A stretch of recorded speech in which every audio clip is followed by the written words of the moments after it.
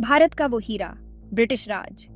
रंगों और संस्कृति से भरा देश इंडिया अंग्रेजों के लिए सोने की चिड़िया बन गया। 200 साल से भी ज्यादा इंडिया ने कॉलोनियल रूल का बोझ उठाया। The British east India company अपने लालच में इंडिया के संसाधनों और लोगों का शोषण करती रही।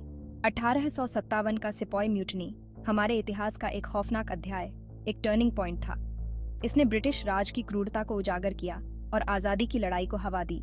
इस बगावत की राख से उठी एक नई पीढ़ी जिसके सपने थे आज़ादी के। महात्मा गांधी, जवाहरलाल नेहरू और सरदार वल्लभ भाई पटेल जैसे नेता उभरे। उनकी आवाज़ पूरे देश में गूंज उठी। उन्होंने स्वराज का आह्वान किया, अंग्रेजों से पूरी आज़ादी का। जाग उठा Hindustan, the rise of nationalism.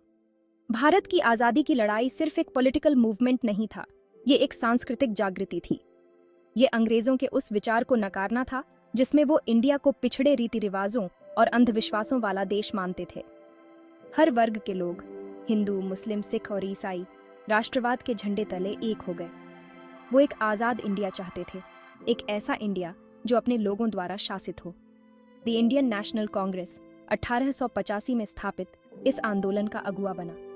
इसने शांतिपूर्ण विरोध, बहिष्कार और सविनय अवज्ञा के जरिए स्वशासन की वकालत की।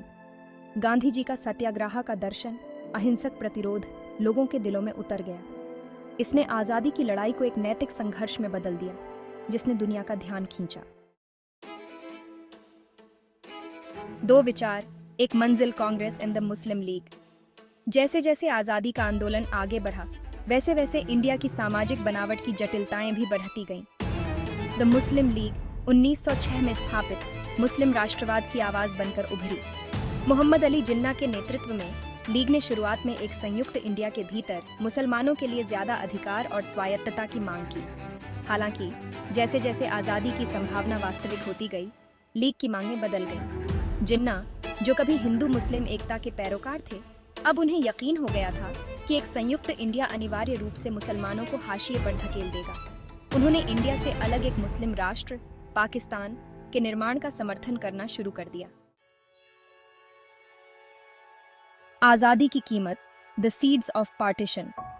1940 के दशक में एक संयुक्त इंडिया के सपने का दुखद अंत हुआ। द सेकेंड वर्ल्ड वॉर ने अपने विनाशकारी परिणामों के साथ ब्रिटिश साम्राज्य को कमजोर कर दिया और उपनिवेशवाद की प्रक्रिया को तेज कर दिया। 1945 में निर्वाचित लेबर गवर्नमेंट ने इंडिया को आज़ादी देने का वादा किया। हालांकि यह आज़ादी कैसे मिलेगी, यह विवाद का विषय बना रहा। कांग्रेस, जो एक संयुक्त इंडिया के लिए प्रतिबद्ध थी, खुद को पाकिस्तान के लिए मुस्लिम लीग की अटूट मांग के विपरीत पाती है। अंग्रेज, जो जल्द से जल्द इंडिया छोड़ना चाहते थे, विभाजन को एक जरूरी बुराई के रूप में स्वीकार करने को तैयार दिखे। रेत पे एक लकीर, the Radcliffe line and its bloody legacy. जून 1947 में ब्रिटिश सरकार ने इंडिया के विभाजन की अपनी योजना की घोषणा की। 2 आज़ाद राष्ट्र, इंडिया और पाकिस्तान, बनाए जाएंगे।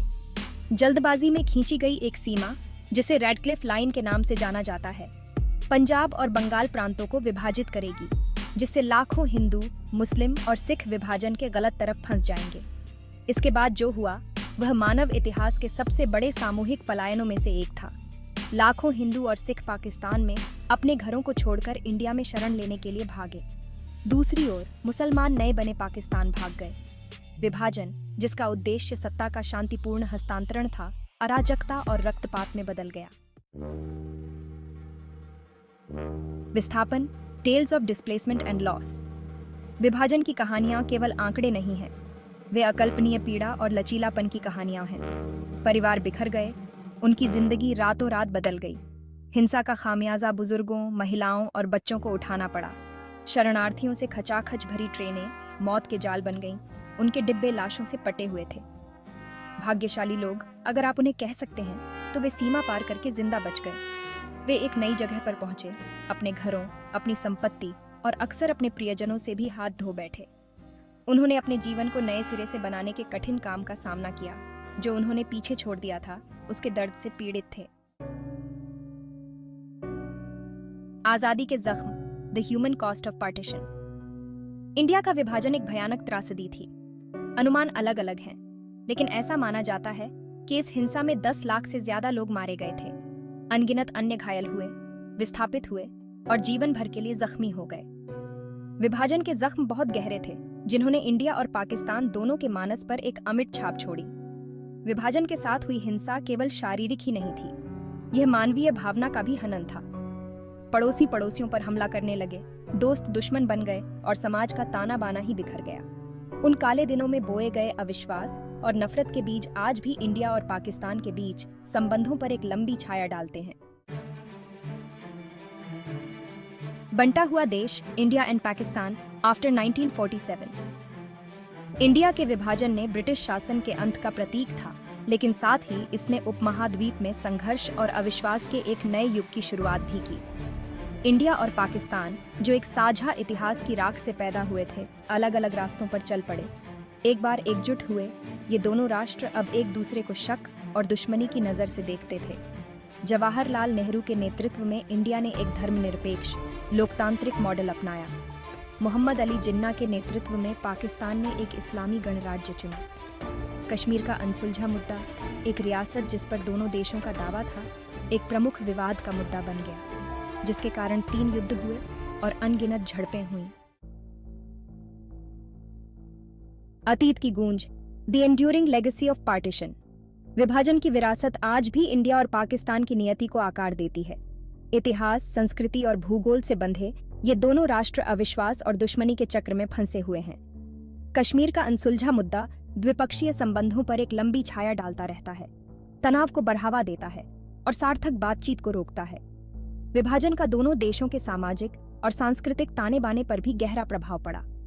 सामूहिक पलायन के कारण समुदायों का विस्थापन हुआ, भाषा और परंपराओं का नुकसान हुआ और नई पहचान उभरी। विभाजन का दर्द आज भी इंडिया और पाकिस्तान के साहित्य, संगीत और कला में गूंजता है। एक साझा इतिहास, एक खंडित वर्तमान। India Pakistan relations. अपने साझा इतिहास और सांस्कृतिक संबंधों के बावजूद इंडिया पाकिस्तान संबंध संघर्ष, अविश्वास और चूके हुए अवसरों से घिरे रहे हैं। 1947 से अब तक दोनों देश 3 युद्ध लड़ चुके हैं और सीमा पार आतंकवाद एक प्रमुख चिंता का विषय बना हुआ है। कश्मीर का अनसुलझा मुद्दा द्विपक्षीय संबंधों पर एक लंबी छाया डालता रहता है। हालांकि इस दुश्मनी के बीच उम्मीद की किरणें भी दिखाई दी हैं। लोगों से लोगों के बीच संबंध बनाने की पहल, सांस्कृतिक आदान प्रदान और ट्रैक ट्रबी कूटनीति ने आपसी समझ को बढ़ावा देने और सेतु बनाने में मदद की है। शांति और सुलह की चाहत दोनों तरफ मौजूद है, लेकिन यह देखा जाना बाकी है कि क्या राजनीतिक इच्छा शक्ति इतिहास और अविश्वास के बोझ को दूर कर सकती है। कहीं हम भूल न जाएं, the importance of remembering partition. India का विभाजन उपमहाद्वीप के इतिहास का एक निर्णायक क्षण था। यह बहुत बड़े पैमाने पर एक त्रासदी थी, जो विभाजन और नफरत की मानवीय कीमत की एक कठोर याद दिलाती है। जैसे ही हम इस महत्वपूर्ण घटना की बरसी मनाते हैं, यह जरूरी है कि हम अतीत के सबक को याद रखें। विभाजन को याद रखना अतीत में जीना नहीं है, यह अपनी गलतियों से सीखने और बेहतर भविष्य के लिए प्रयास करने के बारे में है।